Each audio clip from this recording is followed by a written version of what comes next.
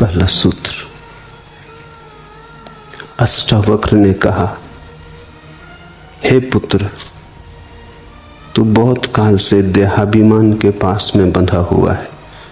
उस पास को मैं बोध हूं, इस ज्ञान की तलवार से काटकर तू सुखी हो।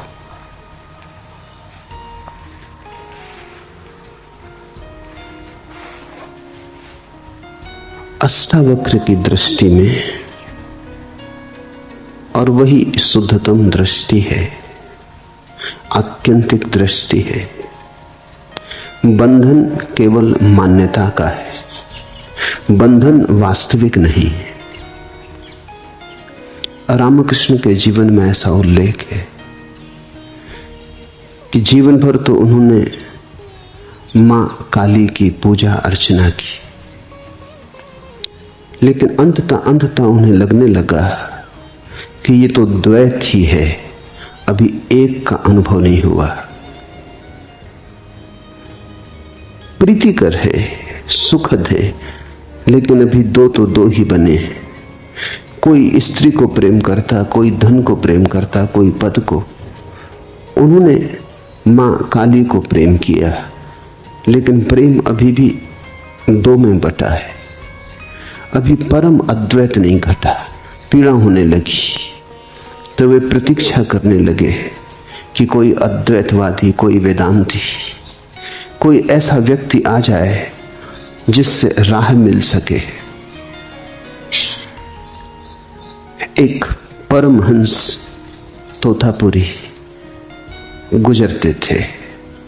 रामकृष्ण ने उन्हें रोक लिया और कहा, मुझे एक के दर्शन करा दें। तोतापुरी ने कहा, यह कौन सी कठिन बात, दो मानते हो इसलिए दो हैं, मान्यता छोड़ दो। पर रामकृष्ण ने कहा, मान्यता छोड़नी बड़ी कठिन है, जन्म भर उसे साधा। आंख बंद करता हूं, काली की प्रतिमा खड़ी हो जाती, रस में डूब जाता हूं, भूल ही जाता हूं कि एक होना है। आंख बंद करते ही दो हो जाता हूं, ध्यान करने की चेष्टा करता हूं, द्वैत हो जाता है, मुझे उबारो। तो तोतापुरी ने कहा, ऐसा करो, जब काली की प्रतिमा बने तो उठाना एक तलवार और दो टुकड़े कर देना। रामकृष्ण ने कहा, तलवार वहां कहां से लाऊंगा? तो जो तोतापुरी ने कहा वही अष्टावक्र का वचन है। तोतापुरी ने कहा, ये काली की प्रतिमा कहां से ले आए हो? वहीं से तलवार भी ले आना। ये भी कल्पना है, इसे भी कल्पना से सजाया संवारा है, जीवन भर साधा है, जीवन भर पुनरुक्त किया है, तो प्रगाढ़ हो गई है। ये कल्पना ही है। सभी को आंख बंद करके काली तो नहीं आती। ईसाई आंख बंद करता है, वर्षों की चेष्टा के बाद तो क्राइस्ट आते। कृष्ण का भक्त आंख बंद करता है तो कृष्ण आते। बुद्ध का भक्त आंख बंद करता है तो बुद्ध आते। महावीर का भक्त आंख बंद करता है तो महावीर आते। जैन को तो क्राइस्ट नहीं आते, क्रिश्चियन को तो महावीर नहीं आते। जो तुम कल्पना साधते हो वही आ जाती। रामकृष्ण ने काली को साधा है तो कल्पना प्रगाढ़ हो गई। बार बार पुनरुक्ति से, निरंतर निरंतर स्मरण से कल्पना इतनी यथार्थ हो गई है कि अब लगता है काली सामने खड़ी, कोई वहां खड़ा नहीं, चैतन्य अकेला है, यहां कोई दूजा नहीं, दूसरा नहीं। तुम आंख करो बंद, तोतापुरी ने कहा, उठाओ तलवार और तोड़ दो। रामकृष्ण आंख बंद करते, लेकिन आंख बंद करते ही हिम्मत खो जाती। तलवार उठाएं काली को तोड़ने को, भक्त भगवान को काटने को तलवार उठाए, ये बड़ी कठिन बात है। संसार छोड़ना बड़ा सरल, संसार में पकड़ने योग्य ही क्या है। लेकिन जब मन की किसी गहन कल्पना को खड़ा कर लिया हो, मन का कोई काव्य जब निर्मित हो गया हो, मन का स्वप्न जब साकार हो गया हो, तो छोड़ना बड़ा कठिन। संसार तो दुख स्वप्न जैसा है, भक्ति के स्वप्न, भाव के स्वप्न दुख स्वप्न नहीं है, बड़े सुखद स्वप्न है। उन्हें छोड़ें कैसे, तोड़ें कैसे? आंख से आंसू बहने लगते, गदगद हो जाते, शरीर कपने लगता, मगर वो तलवार न उठती, तलवार की याद ही भूल जाती। आखिर तोतापुरी ने कहा बहुत हो गया, कई दिन बैठ के, ऐसे न चलेगा, या तो तुम करो या मैं जाता हूं, मेरा समय खराब मत करो, ये खेल बहुत हो गया। तोतापुरी उस दिन एक कांच का टुकड़ा ले आया और उसने कहा कि जब तुम मगन होने लगोगे तब मैं तुम्हारे माथे को कांच के टुकड़े से काट दूंगा। जब मैं यहां तुम्हारा माथा काटूं तो भीतर एक दफा हिम्मत करके उठा लेना तलवार और कर देना 2 टुकड़े। बस ये आखिरी है, फिर मैं न रुकूंगा। तोतापुरी की धमकी जाने की, और फिर वैसा गुरु खोजना मुश्किल होता। तोतापुरी अष्टावक्र जैसा आदमी रहा होगा। जब रामकृष्ण आंख बंद किए, काली की प्रतिमा उभरी और वो मगन होने को ही थे, आंख से आंसू बहने को ही थे, उद्रेक हो रहा था, उमंग आ रही थी, रोमांच होने को ही था कि तोतापुरी ने लिया माथे पर जहां आज्ञा चक्र है, वहां लेके ऊपर से नीचे तक कांच के टुकड़े से माथा काट दिया। खून की धार बह गई। हिम्मत उस वक्त भीतर रामकृष्ण ने भी जुटा ली, उठा ली तलवार, 2 टुकड़े कर दिए काली के। काली वहां गिरी कि अद्वैत हो गया, कि लहर खो गई सागर में, कि सरिता उतर गई सागर में। फिर तो कहते हैं 6 दिन उस परम शून्य में डूबे रहे, न भूख रही न प्यास, न बाहर की सुध रही न बुध, सब भूल गए। और जब 6 दिन के बाद आंख खोली तो जो पहला वचन कहा वो यही, आखिरी बाधा गिर गई, the last barrier has fallen. ये पहला सूत्र कहता है, हे पुत्र, तू बहुत काल से देहाभिमान के पास में बंधा हुआ, उस पास को ही अपना अस्तित्व मानने लगा है। मैं देह हूं, मैं देह हूं, मैं देह हूं, ऐसा जन्मों जन्मों तक दोहराया है। दोहराने के कारण हम देह हो गए। देह हम है नहीं, ये हमारा अध्यास है, ये हमारा अभ्यास है, ये हमारा आत्मसम्मोहन है। हमने इतनी प्रगाढ़ता से माना है कि हम हो गए। रामकृष्ण के जीवन में एक और उल्लेख है, उन्होंने सभी धर्मों की साधनाएं की। वो अकेले व्यक्ति थे मनुष्य जाति के इतिहास में जिसने सभी धर्मों के मार्ग से सत्य तक जाने की चेष्टा की। साधारणतः व्यक्ति पहुंच जाता है एक मार्ग से, फिर कौन फिक्र करता है दूसरे मार्गों की। तुम पहाड़ की चोटी पर पहुंच गए, फिर दूसरी पगडंडियां भी लाती हैं या नहीं लाती हैं, कौन फिक्र करता है, पहुंच ही गए। जो पगडंडी ले आई, बाकी लाती हो न लाती हो, प्रयोजन किसे। लेकिन रामकृष्ण बार बार पहाड़ की चोटी पर पहुंचे, फिर नीचे उतर आए, फिर दूसरे मार्ग से चढ़े, फिर तीसरे मार्ग से चढ़े। वे पहले व्यक्ति हैं जिन्होंने सभी धर्मों की साधना की और सभी धर्मों से उसी शिखर को पा लिया। समन्वय की बात बहुतों ने की थी, रामकृष्ण ने पहली दफे समन्वय का विज्ञान निर्मित किया। बहुत लोगों ने कहा था सभी धर्म सच हैं, लेकिन वो बात की बात थी। रामकृष्ण ने उसे तथ्य बनाया, उसे अनुभव का बल दिया, अपने जीवन से प्रमाणित किया। जब वो इस्लाम की साधना करते थे तो वो ठीक मुसलमान फकीर हो गए। वो भूल गए रामकृष्ण, अल्लाहू अल्लाहू की आवाज लगाने लगे, कुरान की आयतें सुनने लगे, एक मस्जिद के द्वार पर ही पड़े रहते थे, मंदिर के पास से निकल जाते, आंख भी ना उठाते, नमस्कार तो दूर रही। भूल गए काली को। बंगाल में एक संप्रदाय है, सखी संप्रदाय। जब रामकृष्ण सखी संप्रदाय की साधना करते, सखी संप्रदाय की मान्यता है कि परमेश्वर ही पुरुष है, बाकी सब स्त्रियां हैं। परमेश्वर कृष्ण है, बाकी सब उसकी सखियां हैं। तो सखी संप्रदाय का पुरुष भी अपने को स्त्री ही मान के चलता है। लेकिन जो घटना रामकृष्ण के जीवन में घटी वो किसी सखी संप्रदाय की मान्यता वाले व्यक्ति को कभी नहीं घटी थी। पुरुष मान ले अपने को ऊपर ऊपर से स्त्री हूं, भीतर तो पुरुष ही बना रहता है, जानता तो है कि मैं पुरुष ही हूं।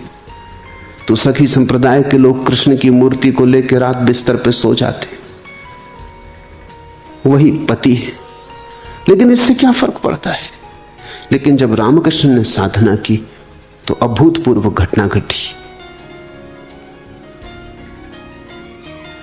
बड़े बड़े वैज्ञानिकों को भी चकित कर दे ऐसी घटना घटी।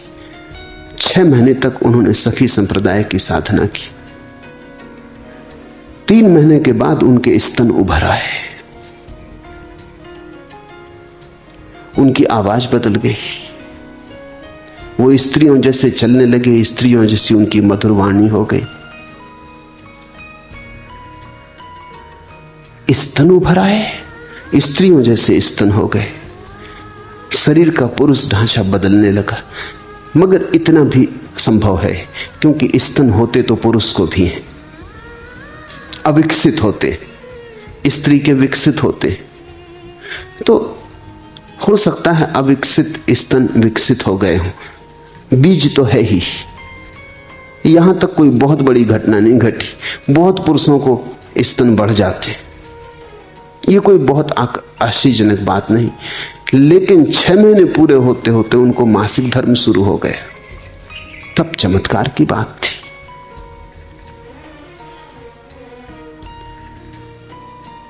मासिक धर्म का शुरू हो जाना तो शरीर के पूरे शास्त्र के प्रतिकूल है।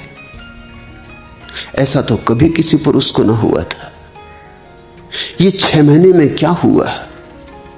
एक मान्यता कि मैं स्त्री हूं, ये मान्यता इतनी प्रगाढ़ता से की गई, ये भाव इतने गहरे तक गुंजाया गया, ये रोए रोए में और कण कण में शरीर के गूंजने लगा कि मैं स्त्री हूं। इसका विपरीत भाव ना रहा, पुरुष की बात ही भूल गई, तो घटना घट गई। अष्टावक्र कह रहे हैं, हम देह नहीं हैं, हमने माना तो हम देह हो गए। हमने जो मान लिया हम वही हो गए। संसार हमारी मान्यता है, और मान्यता छोड़ दी तो हम तत्क्षण रूपांतरित हो सकते। छोड़ने के लिए किसी यथार्थ को बदलना नहीं, सिर्फ एक धारणा को छोड़ देना है। हम वस्तुतः अगर शरीर होते तो बदलाहट बड़ी मुश्किल थी। हम वस्तुतः शरीर नहीं है, हम वस्तुतः तो शरीर के भीतर छिपा जो चैतन्य है वही, वो जो साक्षी दृष्टा है। देहाभिमान पासेन चिरम बद्धो असि पुत्रक बोधो अहम ज्ञान खड्गेन तन्निकृत सुखी भव। उठा बोध की तलवार, मैं बोध रूप हूं, उठा ऐसे भाव की तलवार और काट डाल इस धारणा को कि मैं देह, फिर तू सुखी है। सारे दुख देह के, जन्म है, बीमारी है, बुढ़ापा है, मृत्यु है, सभी देह के। देह के साथ तादात्म्य है तो देह की सारी पीड़ाओं के साथ भी तादात्म्य है। जब देह जराजीर्ण होती है तो हम सोचते हैं मैं जराजीर्ण हो गया। जब देह बीमार होती है तो हम सोचते हैं मैं बीमार हो गया। जब देह मरण के निकट पहुंचती तो हम घबराते हैं कि मैं मरा। मान्यता, सिर्फ मान्यता। मैंने सुना है मुल्ला नसरुद्दीन एक रात सोया अपनी पत्नी के साथ। तब तक उसे कोई बेटा बेटी ना हुए थे और पत्नी को बड़ी आतुरता थी कि कोई बच्चा हो जाए। सोने ही जा रहे थे कि पत्नी ने कहा कि सुनो तो, अगर हमारे घर बेटा हो जाए तो सुलाएंगे कहां, क्योंकि एक ही बिस्तर है। तो मुल्ला थोड़ा किनारे सरक गया, उसने कहा यहां बीच में सुला लेंगे। और पत्नी ने कहा अगर दूसरा और हो जाए, तो मुल्ला थोड़ा और सरक गया, उसने कहा उसको भी यहीं सुला लेंगे। कंजूस आदमी। पत्नी ने कहा अगर तीसरा हो जाए तो मुल्ला और सरकाओ, कहने ही जा रहा था कि यहां सुला लेंगे कि धड़ाम से नीचे गिरा, उसकी टांग टूट गई। पड़ोस के लोग इकट्ठे हो गए शोरगुल सुन के, वो चिल्लाया, रोने लगा। पड़ोस के लोगों ने पूछा क्या हुआ? उसने कहा जो बेटा अभी हुआ ही नहीं उसने टांग तोड़ दी। और जब मिथ्या बेटा इतना नुकसान कर सकता है तो सच्चे बेटे का क्या कहना। क्षमा मांगता हूं, बेटा बेटा चाहिए ही नहीं, इतना अनुभव बहुत है। कभी कभी क्या अक्सर हम ऐसे ही जीते, मान लेते, फिर मान के चलने लगते हैं। मान के चलने लगते हैं तो जीवन में वास्तविक परिणाम होने लगते हैं। मान्यता चाहे झूठी हो, बेटे वहां थे नहीं, लेकिन टांग असली टूट गई।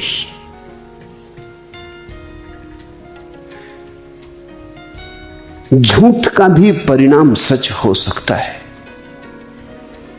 अगर झूठ भी प्रगाढ़ता से मान लिया जाए तो उसके परिणाम यथार्थ में घटित होने लगते। मनस्विद कहते हैं कि इस जगत में जितनी भिन्नताएं दिखाई पड़ती हैं, ये भिन्नताएं यथार्थ की कम है, मान्यता की ज्यादा है। एक मनोवैज्ञानिक हार्वर्ड विश्वविद्यालय में प्रयोग कर रहा था। वो एक बड़ी बोतल ठीक से बंद की हुई, सब तरह से पैक की हुई लेके कमरे में आया अपनी क्लास में। कोई 50 विद्यार्थी।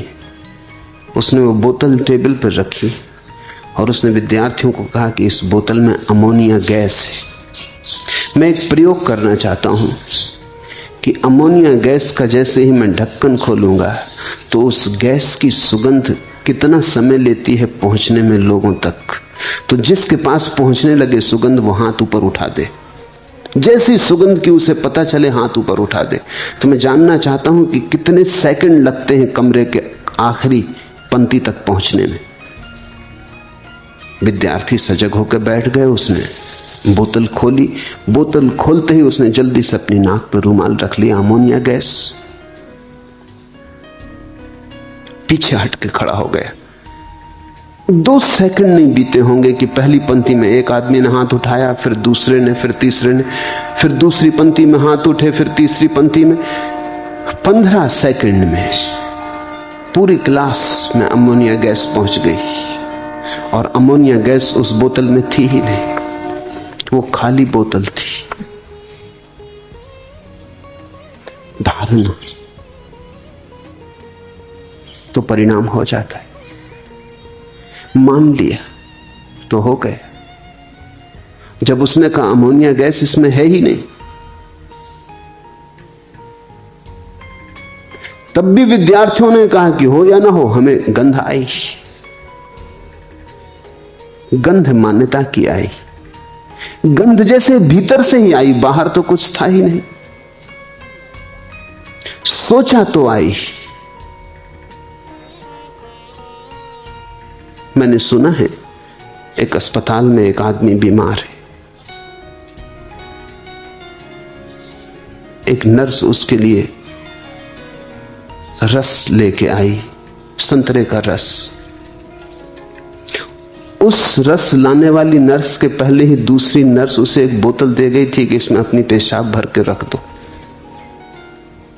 परीक्षण के लिए। वो थोड़ा मजाकिया आदमी था। उसने उस बोतल में संतरे का रस डाल के रख दिया। जब वो नर्स लेने आई बोतल तो वो जरा चौंकी, क्योंकि ये रंग कुछ अजीब सा था।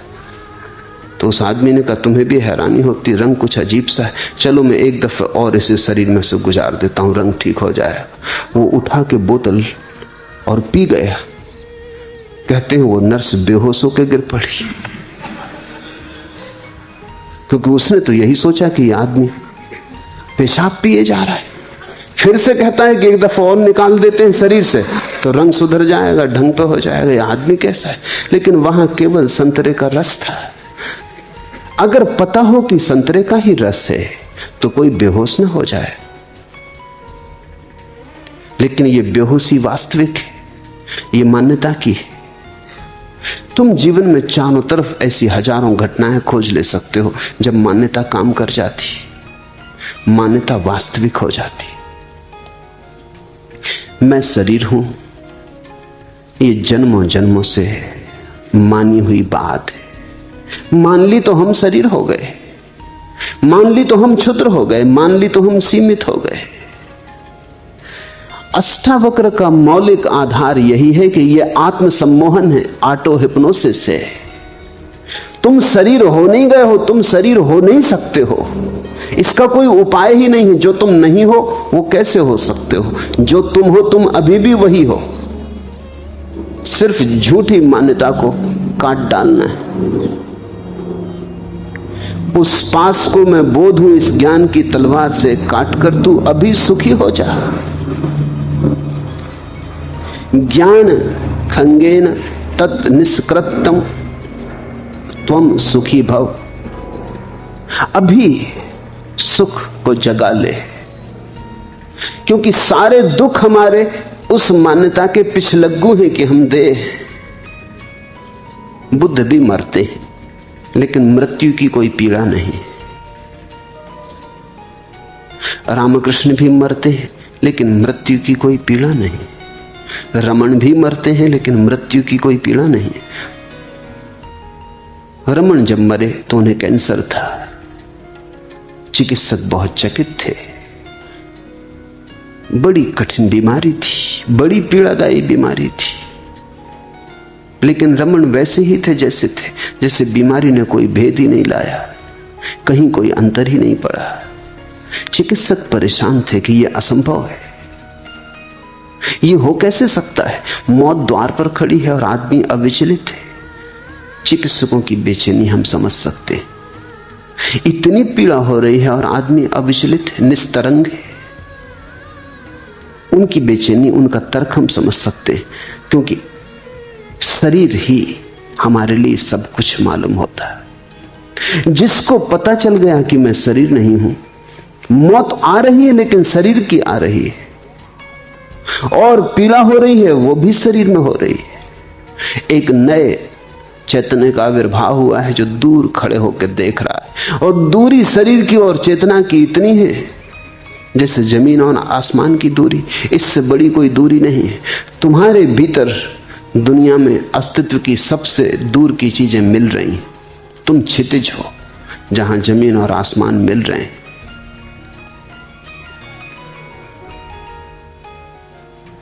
जायते अस्ति वर्धते भी परिणमते अपक्षीयते विनश्यति। जो उत्पन्न होता है, स्थित है, बढ़ता है, बदलता है, क्षीण होता है और नाश हो जाता है, वह तू नहीं जो इन सबको देखता है। बचपन देखा तुमने, फिर बचपन को जाते भी देखा। अगर तुम बचपन ही होते तो आज याद भी कौन करता कि बचपन था? तुम बचपन के साथ ही चले गए होते। जवानी देखी, जवानी आते देखी, जाते देखी। अगर तुम जवानी ही होते तो आज कौन याद करता? तुम जवानी के साथ ही चले गए होते।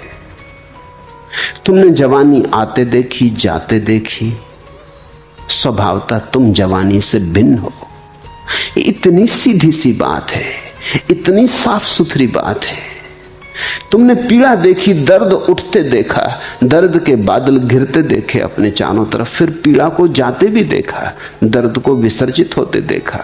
तुमने दुख देखा, सुख देखा, कांटा चुभा, पीड़ा देखी, कांटा निकला, निस्पीड़ा हुए वह भी देखा। तुम देखने वाले हो, तुम पार खड़े हो, तुम अछूते हो। कोई भी घटना तुम्हें छू नहीं पाती। तुम जल में कमलवत हो। तू असंग है, क्रिया शून्य है, स्वयं प्रकाश है और निर्दोष है। तेरा बंधन यही है कि तू समाधि का अनुष्ठान करता है। ये अद्भुत क्रांतिकारी वचन है। ऐसा क्रांतिकारी वचन दुनिया के किसी शास्त्र में खोजना असंभव है। इसका पूरा अर्थ समझोगे तो गहन अहोभाव पैदा होगा। पतंजलि ने कहा है, चित्त वृत्ति का निरोध योग है। ये योग की मान्य धारणा है कि जब तक चित्त वृत्तियों का निरोध न हो जाए तब तक व्यक्ति स्वयं को नहीं जान पाता। जब चित्त की सारी वृत्तियां शांत हो जाती हैं तो व्यक्ति अपने को जान पाता है। अष्टावक्र पतंजलि के सूत्र के विरोध में कह रहे हैं।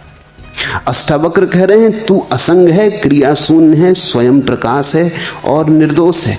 तेरा बंधन यही है कि तू समाधि का अनुष्ठान करता है। समाधि का अनुष्ठान हो ही नहीं सकता, समाधि का आयोजन हो ही नहीं सकता, क्योंकि समाधि तेरा स्वभाव है। चित्त वृत्ति तो जड़ स्थितियां हैं। चित्त वृत्तियों का निरोध तो ऐसे ही है जैसे किसी आदमी के घर में अंधेरा भरा हो, वो अंधेरे से लड़ने लगे। इसे थोड़ा समझना। ले आए तलवारें, भाले, लठ और लड़ने लगे अंधेरे से। बुला ले जवानों को, मजबूत आदमियों को, धक्के देने लगे अंधेरे को। क्या वो जीतेगा कभी?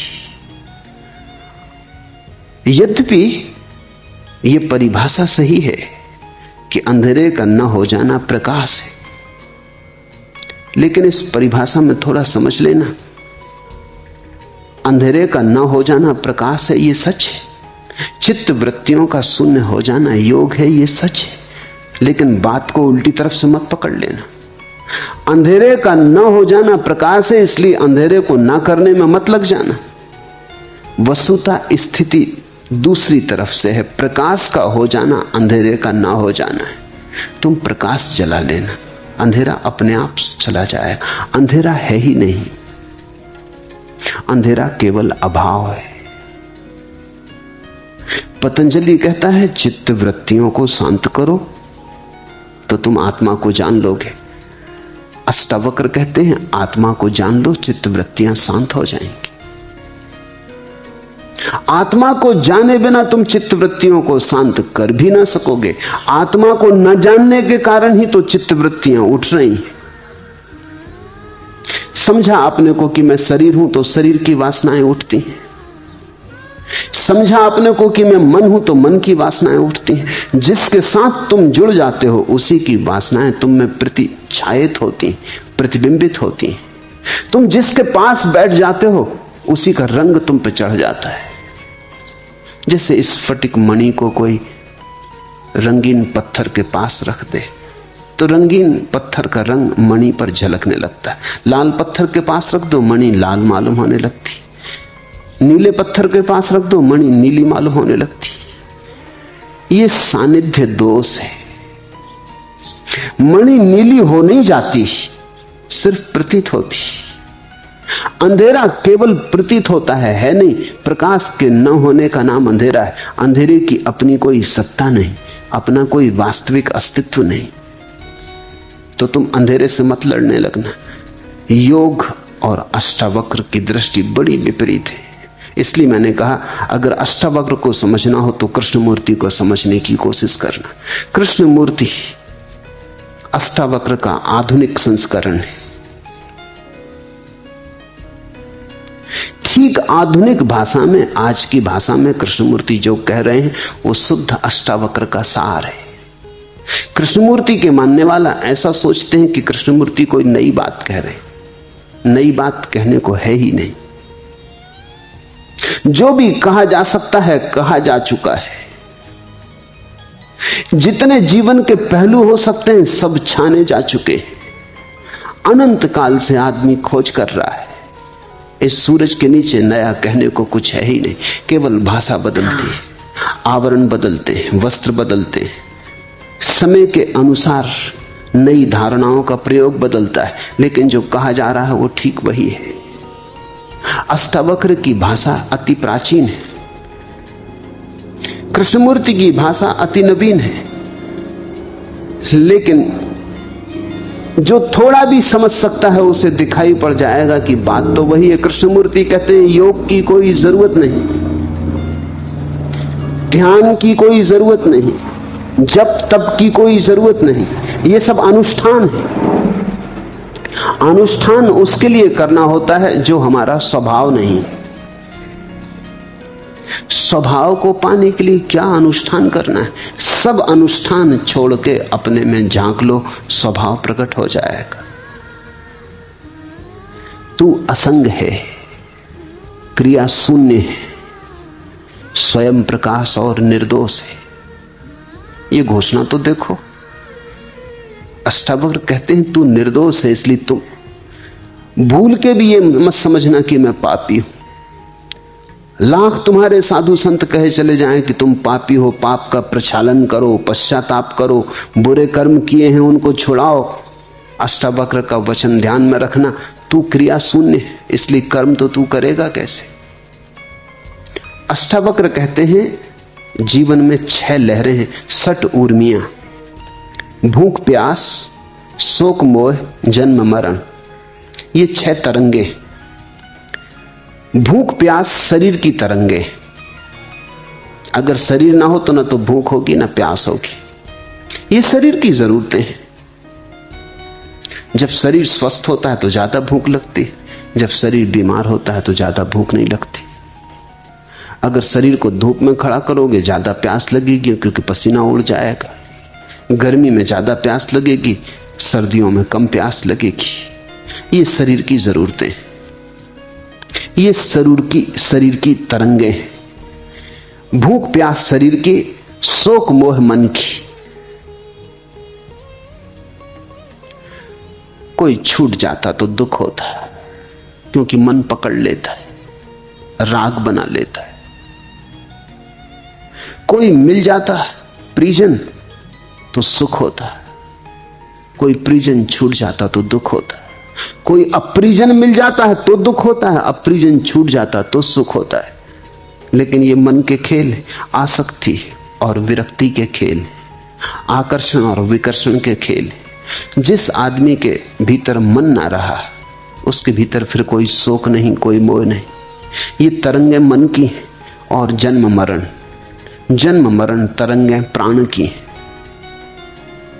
जन्म होता श्वास के साथ, मृत्यु होती श्वास के विदा होने के साथ।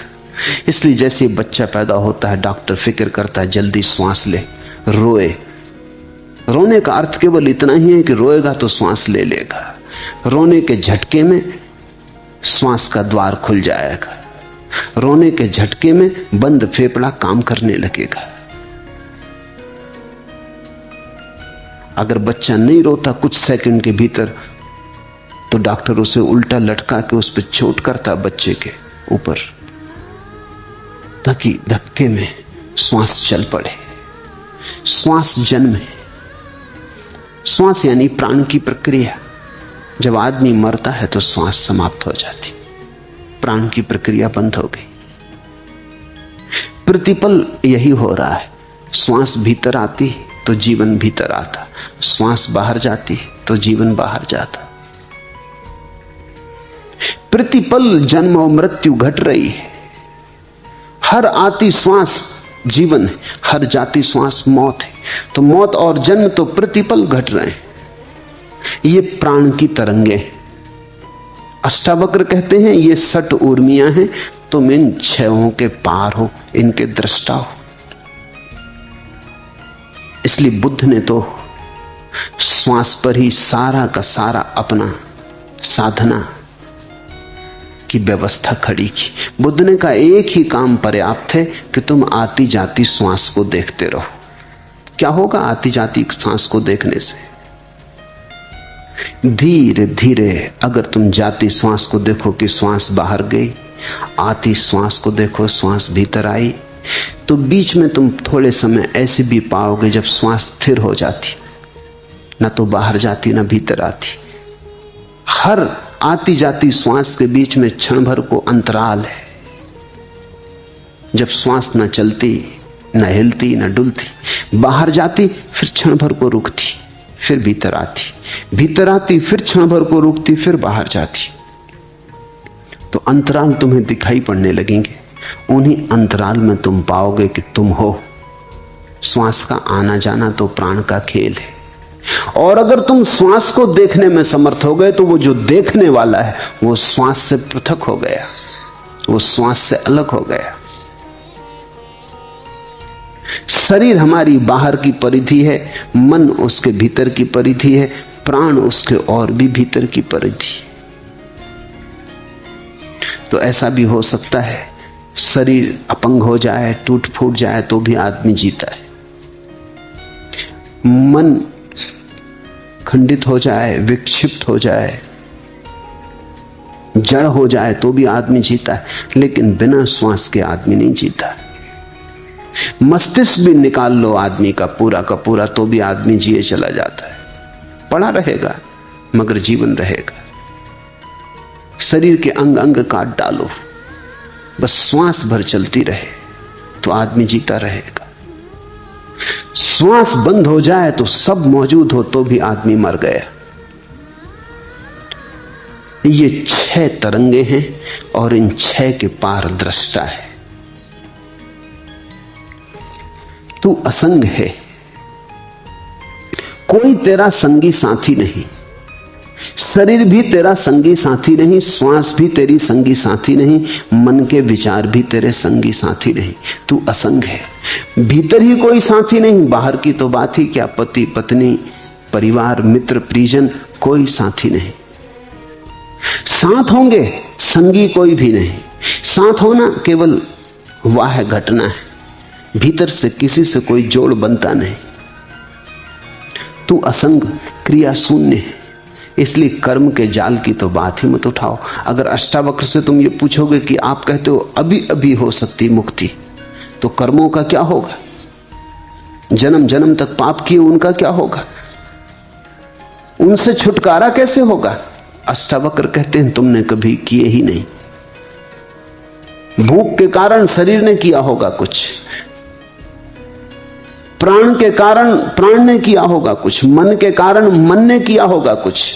तुमने कभी कुछ नहीं किया, तुम सदा से असंग अकर्म में हो। कर्म तुमसे कभी हुआ नहीं, तुम सारे कर्मों के दृष्टा हो। इसलिए इसी क्षण मुक्ति हो सकती। ख्याल करना, अगर कर्मों के सारे जाल को हमें तोड़ना पड़े तो शायद मुक्ति कभी भी ना हो सकेगी, असंभव।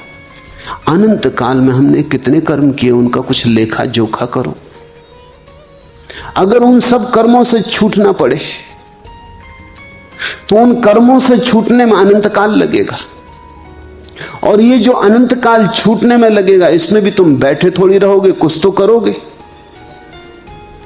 तो कर्म तो फिर होते चले जाएंगे, तो ये श्रृंखला तो अंतहीन हो जाएगी। इस श्रृंखला का तो कोई कभी समाप्ति आने वाली नहीं, इसमें से कोई निष्कर्ष आने वाला नहीं। अष्टावक्र कहते हैं अगर कर्मों से मुक्त होना पड़े फिर मुक्ति होती हो तो मुक्ति कभी होगी ही नहीं। लेकिन मुक्ति होती है। मुक्ति का होना इस बात का सबूत है कि आत्मा ने कर्म कभी किए ही नहीं। ना तो तुम पापी हो, ना तुम पुण्यात्मा हो, ना तुम साधु हो, ना तुम असाधु हो, ना तो कहीं कोई नरक है और ना कहीं कोई स्वर्ग है। तुमने कभी कुछ किया नहीं, तुमने सिर्फ सपने देखे, तुमने सिर्फ सोचा है। तुम भीतर सोए रहे, शरीर करता रहा। जिन शरीरों ने कर्म किए थे वो जा चुके, उनका फल तुम्हारे लिए कैसा? तुम तो भीतर सोए रहे, मन ने कर्म किए, जिस मन ने किए वो प्रतिपल जा रहा है। मैंने सुना है एक भूतपूर्व महाराजा ने देखा कि ड्राइंग रूम गंदा है, तो नौकर झनकू को डांटा, कहा बैठक में मकड़ी के जाले लगे, तुम दिन भर क्या करते हो? झनकू ने कहा हुजूर जाला कोनो मकड़ी लगाई होई, हम तो अपन कोठरिया में ओंघात रहे। तुम तो ओंघाते रहे भीतर, जाला कोनो मकड़ी लगाई होई। शरीर ने जाले बुने, मन ने जाले बुने, प्राण ने जाले बुने। तुम तो सोए रहे। जागो, जागते ही तुम पाओगे तुमने तो कभी कुछ किया नहीं। तुम तो करना भी चाहो तो कुछ कर नहीं सकते। अकर्म तुम्हारा स्वभाव है, अकर्ता तुम्हारी स्वाभाविक दशा है। तू असंग, क्रिया शून्य, स्वयं प्रकाश और निर्दोष है। ये सुनी घोषणा, तू निर्दोष है। तो जो कुछ तुम्हें सिखाया हो पंडितों ने, पुरोहितों ने, फेंको। तुम निर्दोष हो। उनकी सिखावन ने बड़े खतरे किए, तुम्हें पापी बना दिया। तुम्हें हजार तरह की बातें सिखा दी कि तुम ऐसे बुरे हो, तुमने दीनता भर दी और अपराध का भाव भर दिया। तुम निर्दोष हो, निरपराधी हो। तेरा बंधन यही है कि तू समाधि का अनुष्ठान करता है। इस वचन की क्रांति तो देखो। तेरा बंधन यही है कि तू समाधि का अनुष्ठान करता है, कि तू आयोजन करता है कि समाधि कैसे फले, फूल कैसे लगे ध्यान के, मुक्ति कैसी हो अनुष्ठान। ते बंधा ही समाधिम अनुतिष्ठसी, यही तेरा बंधन है। उठा तलवार बोध की और काट दे। तो यहां तुम्हें साफ हो जाएंगी दो बातें कि योग का एक मार्ग है और बोध का बिल्कुल दूसरा मार्ग है। बोध के मार्ग का प्राचीन नाम है सांख्य। सांख्य का अर्थ होता है बोध। योग का अर्थ होता है साधन। सांख्य का अर्थ होता है सिर्फ जागना है, बस कुछ करना नहीं। योग का अर्थ होता है बहुत कुछ करना है, तब जागरण घटेगा। योग में साधन है, सांख्य में सिर्फ साध्य है। मार्ग नहीं है, केवल मंजिल है। क्योंकि मंजिल से तुम कभी गए ही नहीं कहीं और, तुम अपने भीतर के मंदिर में ही बैठे हो। आना नहीं है वापस, इतना ही जानना है कि कभी गए ही नहीं। निसंगो निष्क्रियो असि त्वयं स्वप्रकाशो निरंजना अयमेव हिते बंधा समाधि मनुतिष्ठसी। बस इतना ही बंधन है कि तुम मोक्ष खोज रहे हो। मोक्ष के खोज से नए बंधन निर्मित होते। एक आदमी संसार में बंधा है, फिर घबरा जाता है तो मोक्ष खोजने लगता है। तो इधर से घर द्वार छोड़ता है, परिवार छोड़ता है, धन दुकान छोड़ता है, फिर नए बंधनों में बन जाता। साधु हो गया, अब ऐसे उठो, ऐसे बैठो, ऐसे खाओ, ऐसे पियो। अब नए बंधन अपने चारों तरफ रच लेता है। तुमने देखा साधुओं की हालत कैदियों जैसी है। साधु मुक्त नहीं है, क्योंकि साधु सोच रहा है मुक्ति के लिए पहले तो बंधन करने पड़ेंगे। ये भी खूब मजे की बात है। मुक्ति के लिए पहले बंधन मानने पड़ेंगे। मुक्त होने के लिए कोई बंधन नहीं चाहिए। कृष्णमूर्ति की एक किताब है the first and last freedom, पहली और अंतिम मुक्ति। वो अष्टावक्र का आधुनिकतम वक्तव्य है। अगर मुक्त होना है तो पहले ही चरण पर मुक्त हो जाओ। ये मत सोचो कि अंत में मुक्त होएंगे। पहले चरण पर ही मुक्त होना है, दूसरे चरण पर नहीं। क्योंकि अगर पहले चरण पर सोचा कि तैयारी करेंगे मुक्त होने की, तो उसी तैयारी में नए बंधन निर्मित हो जाएंगे। फिर उन नए बंधनों से छूटने के लिए फिर तैयारी करनी पड़ेगी। उस तैयारी में फिर नए बंधन निर्मित हो जाएंगे। तो तुम एक से छूटोगे, दूसरे से बंधोगे, कुएं से बचोगे, खाई में गिरोगे। तो तुम देखो, ग्रस्त बंधा है और संन्यास्त बंधे, दोनों के बंधन अलग अलग हैं, मगर फर्क कुछ नहीं। ऐसा लगता है कि मौलिक मूर्छा जब तक नहीं टूटती, तुम जो भी करोगे बंधन होगा। मैंने सुना है कि एक आदमी की स्त्री भाग गई, तो उसे खोजने निकला। खोजते खोजते जंगल में पहुंच गया। वहां एक साधु एक वृक्ष के नीचे बैठा था। उसने पूछा कि मेरी स्त्री को तो जाते नहीं देखा, घर से भाग गई, बड़ा बेचैन। तो उस साधु ने पूछा तेरी स्त्री का नाम क्या है? उसने कहा मेरी स्त्री का नाम फजीती। साधु ने कहा फजीती? तूने भी खूब नाम रखा। ऐसे तो सभी स्त्रियां फजीती होती हैं, कि तूने नाम भी खूब चुन के रखा। तेरा नाम क्या है? साधु उत्सुक हुआ कि तो नाम में बड़ा होशियार। उसने कहा मेरा नाम बेवकूफ। वो साधु हंसने लगा। उसने कहा तू खोजबीन छोड़, तू तो जहां बैठ जाएगा फजीतियां वहीं आ जाएंगी। कोई कहीं तुझे जाने की जरूरत नहीं, तेरा बेवकूफ होना काफी है, फजीतियां तुझे खुद खोज लेंगी। संसार से छोड़ के आदमी भाग जाता है तो संसार छोड़ने से उसकी मंदी बुद्धता तो नहीं मिटती, उसकी मूढ़ता तो नहीं मिटती, मूर्छा तो नहीं मिटती। वो उस मूर्छा को लेके मंदिर में बैठ जाता है, नए बंधन बना लेता है। वो मूर्छा नए जाले बुन देती। पहले संसार में बंधा था, वो सन्यास में बंध जाता है, लेकिन बिना बंधे नहीं रह सकता। मुक्ति है प्रथम चरण पर, उसके लिए कोई आयोजन नहीं। आयोजन का मतलब हुआ कि अब आयोजन में बंधे, इंतजाम किया तो इंतजाम में बंधे, फिर इससे छूटना पड़ेगा तो ये कहां तक चलेगा? ये तो अंतहीन हो जाएगा।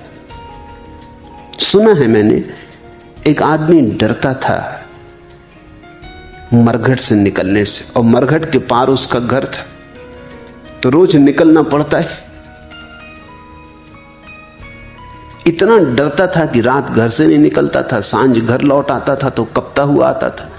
आखिर एक साधु को दया आ गई, उसने कहा कि तू ये फिक्र छोड़, ये ताबीज ले, ये ताबीज सदा बांध के रख, फिर कोई भूत प्रेत तेरे ऊपर कोई परिणाम न ला सकेगा। परिणाम हुआ, ताबीज बांधते से भूत प्रेत का डर मिट गया। लेकिन अब एक नया डर पकड़ा कि ताबीज कहीं खो न जाए। स्वाभाविक, जिस ताबीज ने भूत प्रेतों से बचा दिया, अब वो आधी रात को भी निकल जाता है। मरघट से कोई डर नहीं, भूत प्रेत तो कभी भी वहां नहीं थे।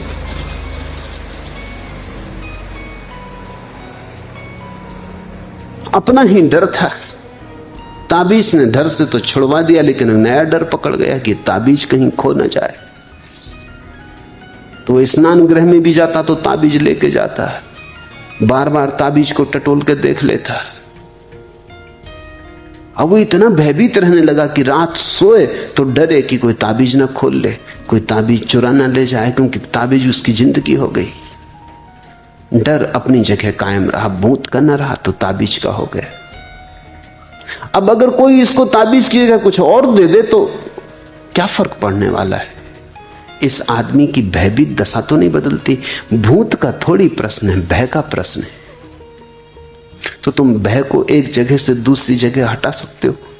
बहुत से लोग इसी तरह का बालीवाल का खेल खेलते रहते हैं। गेंद इधर से उधर फेंकी, उधर से इधर आई, बस फेंकते रहते, खेलते रहते, और इस बीच जिंदगी गुजरती चली जाती। अष्टावक्र कहते हैं समाधि का अनुष्ठान ही बंधन का कारण है। अगर तुझे मुक्त होना है तो मुक्त होने की घोषणा कर, आयोजन नहीं। इसलिए मैं कहता हूं इस वचन की क्रांति को देखो। यह वचन अनूठा है, यह बेजोड़ है। अष्टावक्र कहते हैं अभी और यहीं घोषणा करो मुक्त होने की, तैयारी मत करो। यह मत कहो कि पहले तैयार होंगे फिर, क्योंकि फिर तैयारी बांध लेगी, फिर तैयारी को कैसे छोड़ोगे? एक रोग से छूटते हैं, दूसरा रोग पकड़ जाता है। ये तो कंधे बदलना हुआ। तुमने देखा लोग मरघट ले जाते हैं लाश को तो कंधे बदल लेते हैं। एक कंधे पर रखे रखे थक गए तो दूसरे कंधे पर रख ली, थोड़ी देर राहत मिलती, फिर दूसरा कंधा दुखने लगता तो फिर बदल लेते। ऐसे तो तुम जन्मों जन्मों से कर रहे हो, बस ये सिर्फ राहत मिलती है, इससे परम विश्राम नहीं मिलता। छोड़ो मुर्दों का ढोना, घोषणा करो। अगर तुम चाहो तो एक क्षण में, क्षण के एक अंश में घोषणा हो सकती। मुझसे लोग पूछते हैं कि आप हर किसी को संन्यास दे देते। मैं कहता हूं कि हर कोई हकदार है, सिर्फ घोषणा करने की बात है। कुछ और करना थोड़ी है, सिर्फ घोषणा करनी। इस घोषणा को अपने हृदय में विराजमान करना है कि मैं संन्यास्त हूं तो तुम संन्यास्त हो गए, कि मैं मुक्त हूं तो तुम मुक्त हो गए। तुम्हारी घोषणा तुम्हारा जीवन। घोषणा करने की हिम्मत करो। क्या छोटी मोटी घोषणाएं करनी? घोषणा करो, अहम ब्रह्मास्मि, मैं ब्रह्म हूं। तुम ब्रह्म हो गए। आगे के सूत्र में अष्टावक्र कहते हैं, यह संसार तुझसे व्याप्त है, तुझी में प्रोया है, तू यथार्थ शुद्ध चैतन्य स्वरूप है, अतः क्षुद्र चित्त को मत प्राप्त हो। क्या छोटी छोटी बातों से जुड़ता है? कभी जोड़ लेता ये मकान मेरा, ये देह मेरी, ये धन मेरा, ये दुकान मेरी। क्या क्षुद्र बातों से मन को जोड़ रहा है। त्वा व्याप्त मिदम विश्वम त्वयि प्रोतम यथार्थता। तुझसे ही सारा सत्य ओतप्रोत है, तुझसे ही सारा ब्रह्म व्याप्त है। शुद्ध बुद्ध स्वरूपस्त्वम मागम क्षुद्र चित्तताम। क्यों छोटी छोटी बातों को घोषणा करता है? बड़ी घोषणा कर, एक घोषणा कर। शुद्ध चैतन्य स्वरूप हूं, शुद्ध बुद्ध स्वरूप हूं, क्षुद्र चित्त को मत प्राप्त हो। हमने बड़ी छोटी छोटी घोषणाएं की हैं, जो हम घोषणा करते हैं वही हम हो जाते हैं। इस दृष्टि से भारत का अनुदान जगत को बड़ा अनूठा है, क्योंकि भारत ने जगत में सबसे बड़ी घोषणाएं की। मंसूर ने मुसलमानों की दुनिया में घोषणा की, अनल हक, मैं सत्य हूं, उन्होंने मार डाला। उन्होंने कहा यह आदमी जरूरत से बड़ी घोषणा कर रहा है। मैं सत्य हूं यह तो केवल परमात्मा कह सकता है, आदमी कैसे कहेगा। लेकिन हमने अष्टावक्र को मार नहीं डाला, न हमने उपनिषद के ऋषियों को मार डाला जिन्होंने कहा अहम ब्रह्मास्मि, क्योंकि हमने एक बात समझी कि आदमी जैसी घोषणा करता है वैसा ही हो जाता है। तो फिर छोटी क्या घोषणा करनी? जब तुम्हारी घोषणा पर ही तुम्हारे जीवन का विस्तार निर्भर है, तो परम विस्तार की घोषणा करो, विराट की घोषणा करो, विभु की, प्रभु की घोषणा करो। इससे छोटी पे क्यों राजी होना? इतनी कंजूसी क्या? घोषणा में ही कंजूसी कर जाते हो। फिर कंजूसी कर जाते हो तो वैसे ही हो जाते हो। क्षुद्र मानोगे तो क्षुद्र हो जाओगे, विराट मानोगे तो विराट हो जाओगे। तुम्हारी मान्यता तुम्हारा जीवन है, तुम्हारी मान्यता तुम्हारी जीवन की शैली है। तू निरपेक्ष, अपेक्षा रहित है, निर्विकार है, स्वनिर्भर चिदघन रूप है, शांति और मुक्ति का स्थान है, अगाध बुद्धि रूप है, क्षोभ शून्य है, अथा चैतन्य मात्र में निष्ठा वाला हो। एक निष्ठा पर्याप्त है, साधना नहीं, निष्ठा। साधना नहीं, श्रद्धा। इतनी निष्ठा पर्याप्त है कि मैं चैतन्य मात्र हूं। इस जगत में यह सबसे बड़ा जादू है। मनस्विद कहते हैं कि अगर किसी व्यक्ति को बार बार कहो कि तुम बुद्धिहीन हो, वो बुद्धिहीन हो जाता। जितने लोग दुनिया में बुद्धिहीन दिखाई पड़ते हैं, ये सब बुद्धिहीन नहीं, ये हैं तो परमात्मा। इनको बुद्धिहीन जतला दिया गया, बतला दिया गया है। इतने लोगों ने इनको दोहरा दिया है और इन्होंने भी इतनी बार दोहरा लिया कि बुद्धू हो गए। जो बुद्ध हो सकते थे वो बुद्धू होकर रह गए। मनस्वित कहते हैं किसी आदमी को तुम राह पे मिलो, वो भला चंगा है, तुम देखते उससे कहो अरे तुम्हें क्या हो गया, चेहरा पीला है, बुखार है, देखें हाथ, बीमार हो, तुम्हारे पैर कपते से मालूम पड़ते। पहले तो वो इंकार करेगा क्योंकि उसने सोचा भी नहीं था क्षण भर पहले तक। वो कहेगा नहीं नहीं मैं बिल्कुल ठीक हूं, आप कैसी बातें कर रहे हैं? ठीक है, आपकी मर्जी। फिर थोड़ी देर बाद दूसरा आदमी उसको मिले और कहे अरे चेहरा पीला पड़ गया, क्या मामला है? अब वो इतनी हिम्मत से न कह सकेगा कि मैं बिल्कुल ठीक हूं। वो कहेगा हाँ कुछ तबीयत खराब। वो राजी होने लगा, हिम्मत उसकी खिसकने लगी। फिर तीसरा आदमी मिले और कहे कि अरे अब तो वो घर ही लौट जाएगा कि मैं तबीयत मेरी ज्यादा खराब है, अब बाजार जाने से कुछ सार नहीं। तुमने कहानी सुनी कि एक ब्राह्मण एक बकरी को खरीद के लाता था।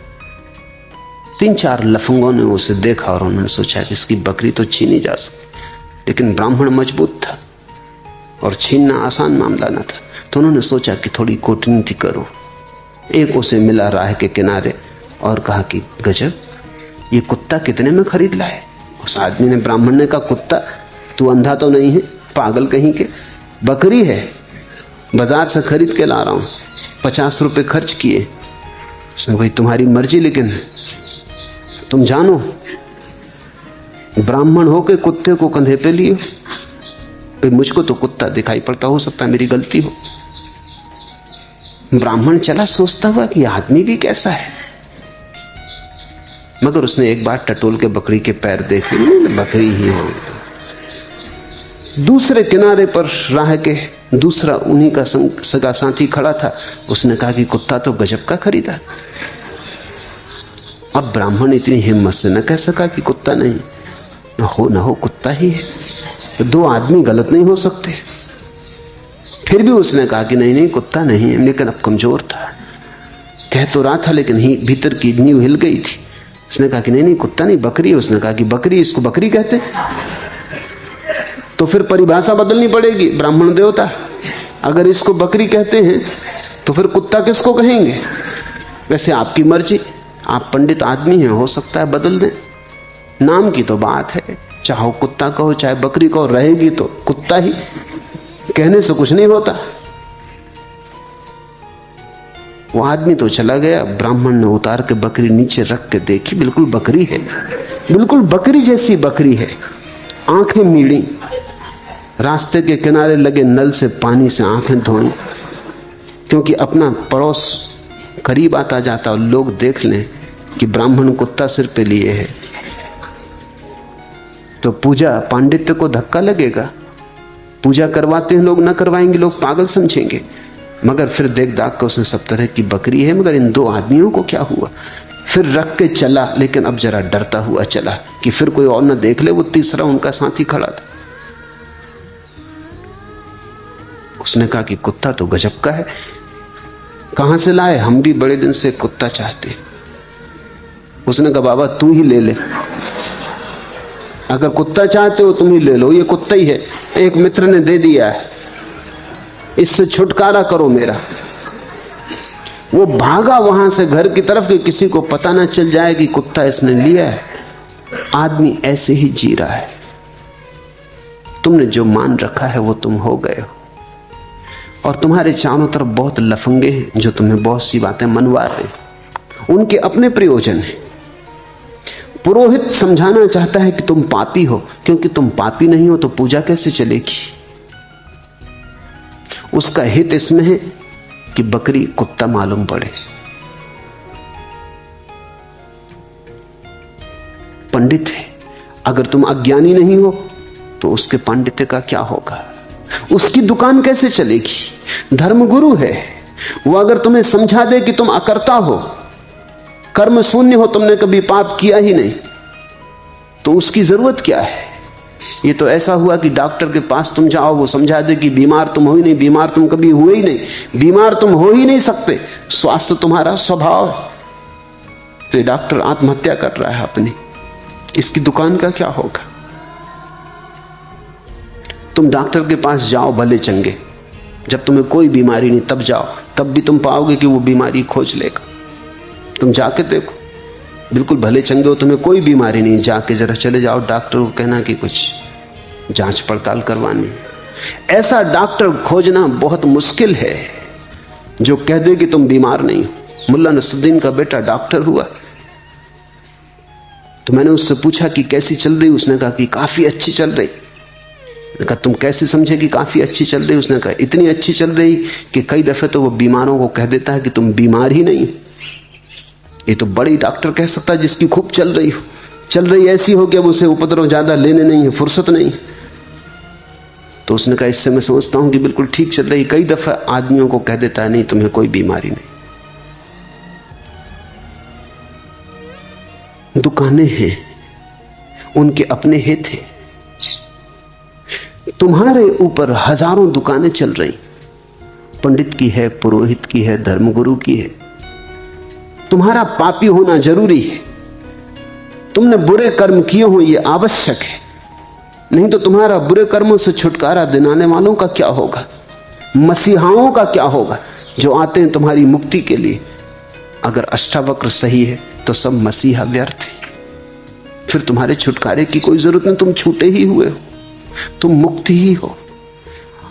अष्टावक्र की जैसे कोई भी दुकान नहीं, जैसे अष्टावक्र तुम्हारे साथ कोई धंधा नहीं करना चाहते, सीधी सीधी बात कह देते हैं, दो टूक सत्य कह देते।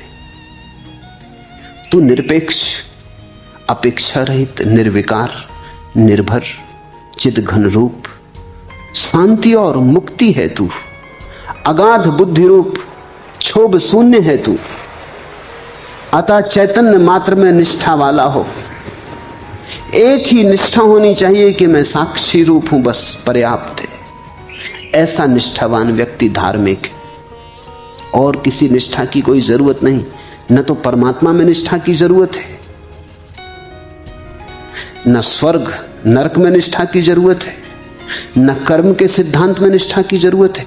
एक निष्ठा पर्याप्त है, और वो निष्ठा है कि मैं साक्षी, निर्विकार। और तुम जैसे ही निष्ठा करोगे तुम पाओगे तुम निर्विकार होने लगे। एक मनोवैज्ञानिक ने प्रयोग किया, एक कक्षा को दो हिस्सों में बांट दिया, आधे लड़के एक तरफ, आधे दूसरी तरफ, अलग अलग कमरों में। फिर पहले हिस्से को जाके कहा कि गणित बहुत कठिन है, तुम में से कोई भी हल ना कर पाएगा। एक गणित लिखा बोर्ड पर और कहा ये इतना कठिन है कि तुम्हारी तो सामर्थ्य नहीं, तुमसे आगे की कक्षा के विद्यार्थी भी इसको हल नहीं कर सकते। लेकिन हम एक प्रयोग कर रहे हैं, हम जानना चाहते हैं क्या तुम में से कोई इसको हल करने के थोड़े बहुत भी करीब आ सकता है, थोड़ी बहुत विधि, दो चार कदम भी ठीक उठा सकता है। यह असंभव है। उसने ये बार बार दोहराया कि असंभव है, फिर भी तुम चेष्टा करो। दूसरे कमरे में गया, उसी वर्ग के आधे लड़के, वही बोर्ड पर उसने गणित लिखा और कहा कि यह प्रश्न इतना सरल है कि यह असंभव है कि तुम में से कोई इसे हल ना कर पाए। तुमसे नीची कक्षाओं के लड़कों ने हल कर लिया है। तो इसलिए नहीं दे रहे हैं कि तुम्हारी कोई परीक्षा करनी, तुम तो हल कर ही लोगे, इतना सरल है। सिर्फ हम ये जानना चाहते हैं कि क्या एकांश विद्यार्थी ऐसा भी है तुम्हारी कक्षा में जो इसमें भी भूल चूक कर जाए। सवाल वही, कक्षा वही, बड़े अंतर आए परिणाम में। पहले वर्ग में 15 लड़कों में से केवल 3 लड़के हल कर पाए। दूसरे वर्ग में 15 में से 12 ने हल किया, केवल 3 हल न कर पाए। इतना बड़ा अंतर। सवाल वही, उस सवाल के साथ जो भाव दिया गया वो परिणामकारी हुआ। अष्टावक्र तुमसे नहीं कहते कि धर्म दुसाध्य है, अष्टावक्र कहते हैं बड़ा सरल है। जो दुसाध्य कहते हैं वो दुसाध्य बना देते, जो कहते हैं बड़ा असंभव है, खड़क की धार, वो तुम्हें घबरा देते। जो कहते हैं ये तो हिमालय पे चढ़ने जैसा है, इसमें तो विरले चढ़ पाते, तुम छोड़ ही देते फिक्र कि विरले तो अपन है नहीं, ये अपने बस की बात नहीं, तो चढ़े विरले, हम झंझट में ना पड़ेंगे। हम स्वागत करते हैं विरलों का, जाएं, मगर हम सीधे साधे आदमी, हमें तो इसी घाटी में रहने दो। अष्टावक्र कहते हैं ये बड़ा सरल है, ये इतना सरल है कि तुम्हें कुछ करने की भी जरूरत नहीं, सिर्फ जाग के देखना पर्याप्त है। ये मनुष्य की मेधा की अंतिम घोषणा है, ये मनुष्य की अंतिम संभावनाओं के प्रति मनुष्य को सजग करना है। धर्म मनुष्य की प्रतिभा का आखिरी चमत्कार है। अगर तुलना करनी हो तो राजनीति मनुष्य की प्रतिभा का निकृष्टतम रूप है और धर्म मनुष्य की प्रतिभा का श्रेष्ठतम रूप। ऐसा हुआ, एक राजनेता सख्त बीमारी से उठा तो डॉक्टर ने सलाह दी 2-3 महीने तक आप कोई भी दिमागी काम न करें। राजनेता ने पूछा, डॉक्टर साहब यदि थोड़ी राजनीति इत्यादि करूं तो कोई आपत्ति है? डॉक्टर ने कहा, नहीं, बिल्कुल नहीं, राजनीति आप जितनी चाहे करें, बस दिमागी काम बिल्कुल ना करें। राजनीति में दिमागी काम है भी नहीं। राजनीति में तो हिंसा है, प्रतिभा नहीं, छीन झपट है, संघर्ष है, शांति नहीं, चैन नहीं, बेचैनी है, महत्वाकांक्षा है, ईर्ष्या है, आक्रमण है, आत्मा नहीं, धर्म अनाक्रमण है, अहिंसा है, प्रतियोगिता मुक्ति है, संघर्ष नहीं, समर्पण है, किसी से छीनना नहीं है, अपना जो है उसकी घोषणा करनी है। अपना ही इतना काफी है कि किसी से छीनना क्या है। छीनते तो वही हैं जिन्हें अपना पता नहीं, टुकड़े टुकड़ों के लिए लड़ते हैं और परमात्मा भीतर विराजमान है। टुकड़े टुकड़ों के लिए मरते हैं और परम विस्तार भीतर मौजूद है, सागर मौजूद है, बूंदों के लिए तरसते हैं। जिन्हें अपना पता नहीं वही राजनीति में होते हैं। और जब मैं राजनीति कहता हूं तो मेरा मतलब इतना ही नहीं कि वे लोग जो राजनीतिक पार्टियों में, राजनीति से मेरा मतलब है वे सभी लोग जो किसी तरह के संघर्ष में, वो धन का संघर्ष हो तो धन की राजनीति, पद का संघर्ष हो तो पद की राजनीति, त्याग का संघर्ष हो तो त्याग की राजनीति। त्यागियों में बड़ा संघर्ष होता है कि कोई दूसरा त्यागी हाथ ना मार ले। ओलंपिक चलता रहता त्यागियों का कि कोई महात्मा बड़ा ना हो जाए, तो एक महात्मा दूसरे महात्मा को हराने में लगा है। वो तो अगर कभी भारत में कभी ओलंपिक हो तो उसमें महात्माओं की भी प्रतियोगिता होनी चाहिए। लेकिन जहां भी प्रतियोगिता है वहीं राजनीति है। राजनीति का मूल स्वर है कि मेरे पास नहीं और दूसरों के पास है, छीन के ही मेरे पास हो सकेगा। लेकिन जो तुम दूसरे से छीनते हो वो तुम्हारा कब होगा, कैसे होगा? छीना हुआ तुम्हारा कैसे होगा? जो छीना गया है वो छीना जाएगा। आज नहीं कल तुमसे कोई दूसरा छीन लेगा, और अगर कोई भी ना छीन पाया तो मौत तो निश्चित छीन लेगी। तुम्हारा तो सिर्फ वही है जो किसी से बिना छीने तुम्हारा है, तो फिर मौत भी ना छीन पाएगी। तुम्हारा तो वही है जो जन्म के पहले तुम्हारा था, मौत के बाद भी तुम्हारा होगा। उस एक की खोज करो, और उस एक की खोज के लिए साधन तक की जरूरत नहीं। अष्टावक्र कहते सिर्फ सजगता, सिर्फ साक्षी भाव।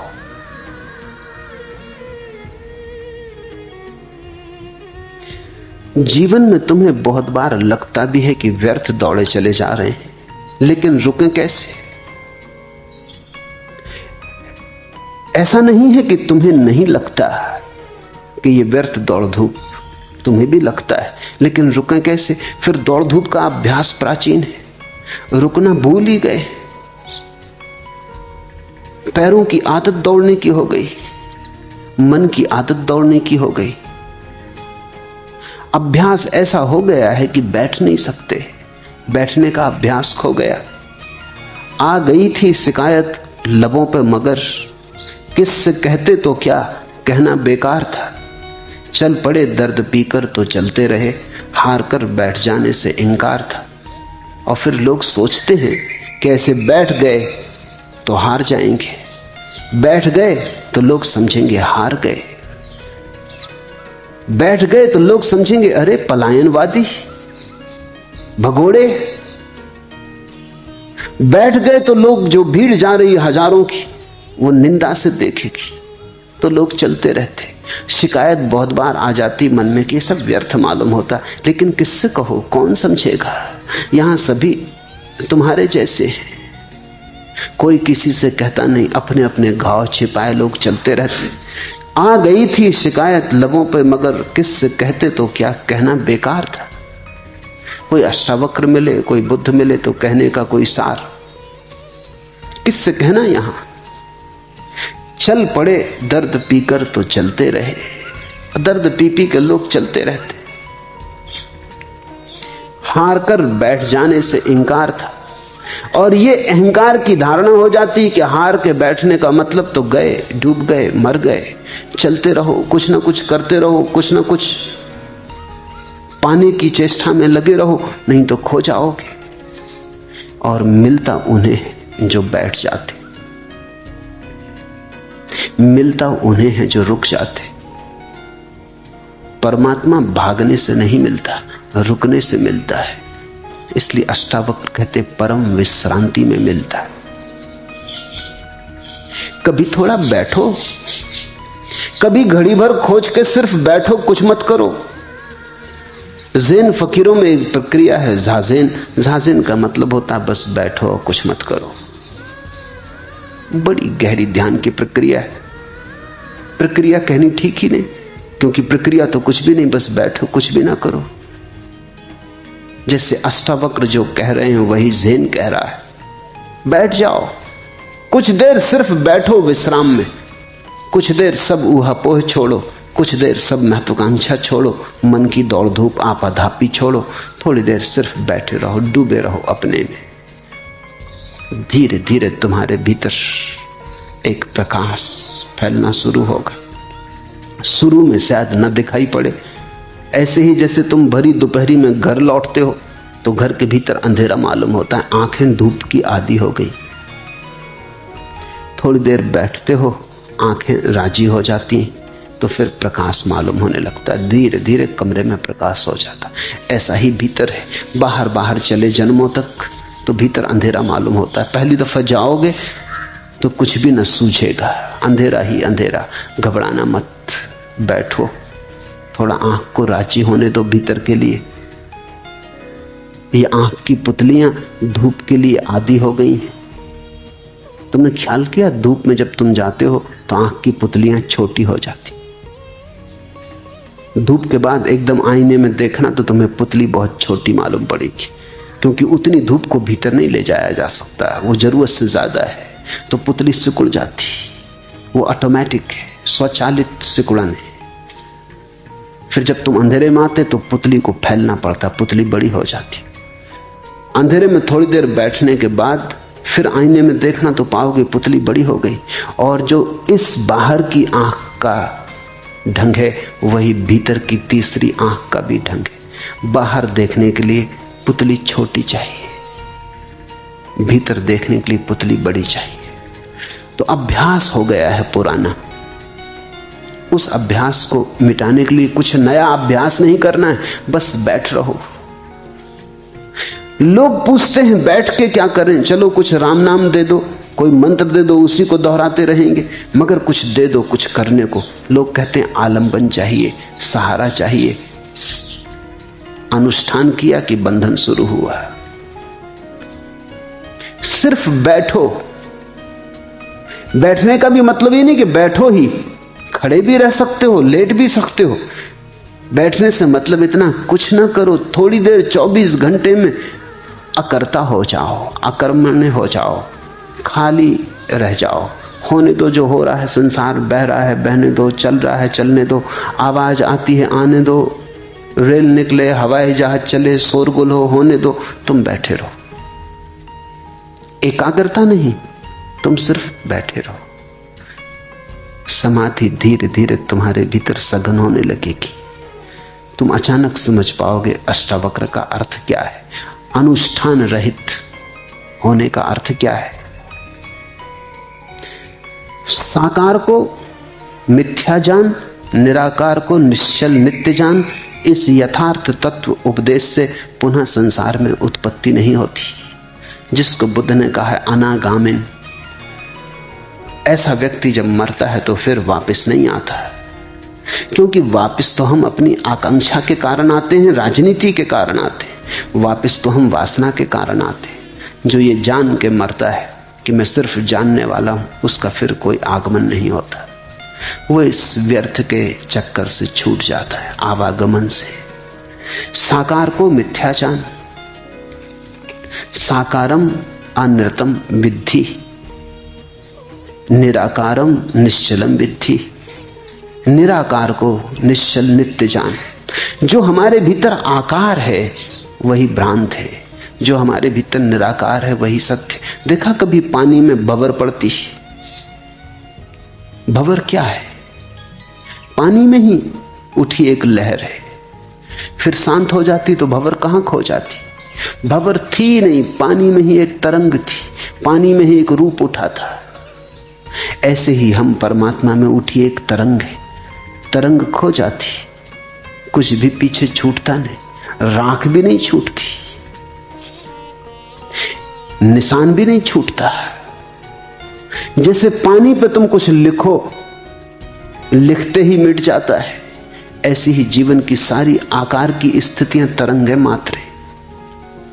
जिस तरह दर्पण अपने में प्रतिबिंबित रूप के भीतर और बाहर स्थित है, उसी तरह परमात्मा इस शरीर के भीतर और बाहर स्थित है। तुमने देखा दर्पण के सामने तुम खड़े होते हो, प्रतिबिंब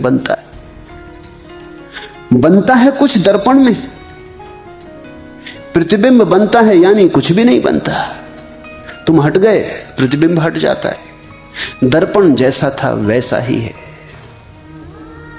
जैसे का तैसा। तुम्हारे सामने होने से दर्पण में प्रतिबिंब बना था, हट जाने से हट गया, लेकिन दर्पण में न तो कुछ बना और न कुछ हटा, दर्पण अपने स्वभाव में रहा। ये सूत्र कहता है अष्टावक्र का कि जैसे दर्पण के सामने खड़े हो, दर्पण में प्रतिबिंब बनता है, लेकिन प्रतिबिंब वस्तुतः बनता है क्या? बना हुआ प्रतीत होता है। प्रतिबिंब से धोखा मत खा जाना। बहुत लोग धोखा खाते प्रतिबिंब से। और ये सूत्र कहता है कि प्रतिबिंब के चारों तरफ दर्पण है, बाहर भीतर। प्रतिबिंब में दर्पण ही दर्पण है और कुछ भी नहीं है। ऐसा ही उसी तरह परमात्मा इस शरीर के भीतर और बाहर स्थित है। परमात्मा भीतर, परमात्मा बाहर, परमात्मा ऊपर, परमात्मा नीचे, परमात्मा पश्चिम, परमात्मा पूरब, परमात्मा दक्षिण, परमात्मा उत्तर, सब तरफ वही एक है। उस विराट के सागर में उठी हम छोटी भंवरें, छोटी तरंगे। अपने को तरंग मान के मत उलझ जाना, अपने को सागर ही मानना। बस इतनी ही मान्यता का भेद है बंधन और मुक्ति में। जिसने अपने को तरंग समझा वो बंध गया, जिसने अपने को सागर समझा वो मुक्त हो गया।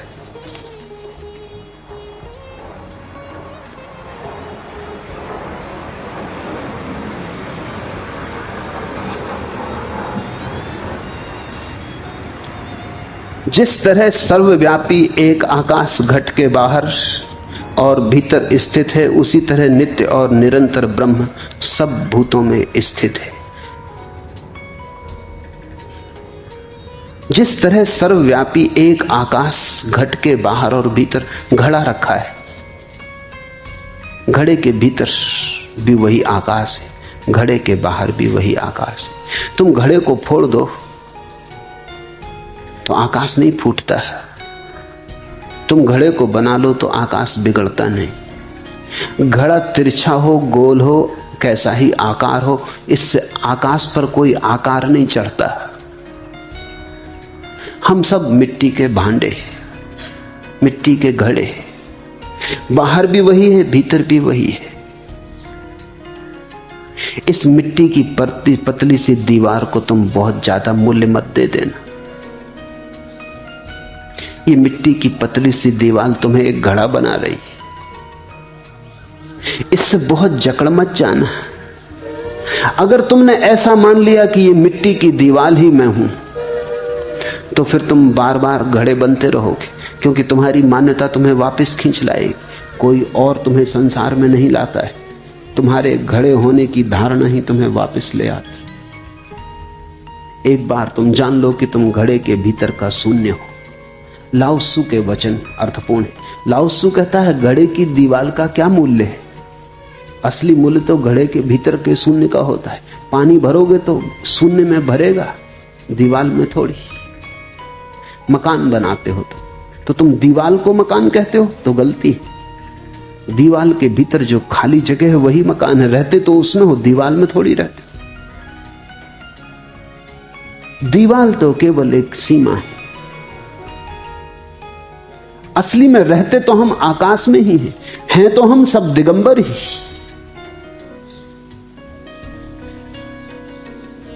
भीतर के आकाश में रहो कि बाहर के आकाश में, दीवार के कारण कोई फर्क थोड़ी पड़ता है। दीवार आज है कल गिर जाएगी, आकाश सदा है। तो तुम भूल से घर को अगर दीवार समझ लेते हो और घड़े को अगर मिट्टी की परत समझ लेते हो और अपने को अगर देह समझ लेते हो तो बस यही बंधन है। जरा सी गलती पढ़ने में जीवन के शास्त्र को और सब गलत हो जाता है। बड़ी छोटी सी भूल है।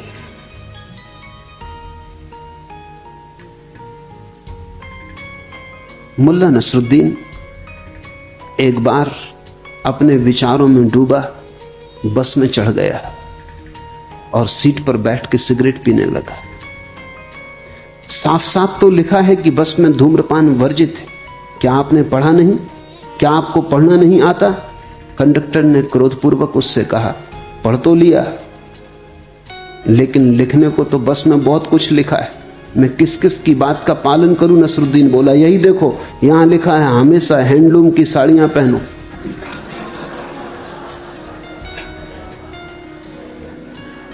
जरा सा ऐसी भूलों से सावधान होना जरूरी है। शरीर बहुत करीब है, इसलिए शरीर की भाषा पढ़ लेनी बहुत आसान है। और शरीर इतना करीब है कि उसकी छाया भीतर के दर्पण पे पड़ती, प्रतिबिंब बनता है। लेकिन तुम शरीर में हो, शरीर नहीं। शरीर तुम्हारा है, तुम शरीर के नहीं। शरीर तुम्हारा साधन है, तुम साध्य हो। शरीर का उपयोग करो, मालकियत मत खो दो। शरीर के भीतर रहते हुए भी शरीर के पार रहो, जल में कमलवत। हरिओम तत्सत। आज इतना।